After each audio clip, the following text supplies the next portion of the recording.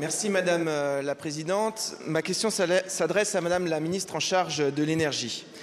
Madame la Ministre, il y a 15 ans, il a fallu 2 ans de travail à une commission composée de spécialistes, puis 1 an de délibération à l'Assemblée nationale et au Sénat pour construire les mécanismes du marché de l'électricité, construits notamment autour de l'outil de l'AREN, l'accès régulé à l'énergie nucléaire historique.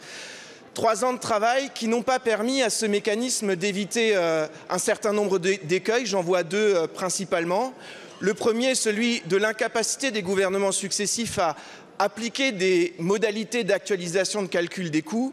Et le second, celui de la tentation assez systémique de faire les poches d'EDF pour renflouer le budget de l'État. Aujourd'hui, à l'occasion de l'élaboration du projet de loi de finances, vous glissez, à la surprise de tout le monde, un article consistant à définir les nouvelles modalités de calcul d'échange des prix de l'électricité sur le marché. Alors, là où en 3 ans de travail, on n'a pas su apporter une réponse stable, durable, consolidée dans le temps, quelle garantie apportez-vous, d'une part, pour apporter la compétitivité à notre système énergétique et garantir l'accessibilité du prix de l'électricité aux consommateurs, et d'autre part, pour garantir à EDF que l'entreprise disposera des moyens de financer les grands chantiers qui sont devant elle, notamment celui du renouvellement du nucléaire et de la construction d'un nouveau parc de réacteurs. Je vous remercie, monsieur le député. La parole est à madame Olga Givernet, ministre en charge de l'énergie. Merci, madame la présidente.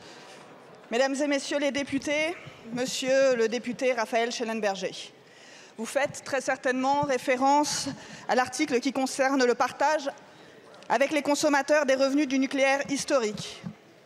Ce partage, il a été défini dans un accord avec EDF en novembre 2024, donc il remonte à presque 1 année.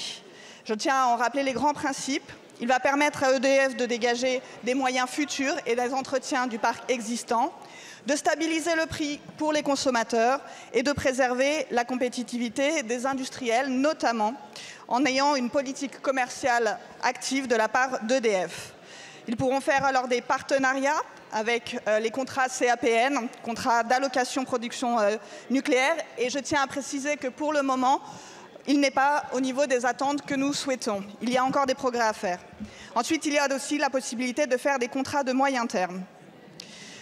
Concernant le dispositif de captation des revenus qui est proposé,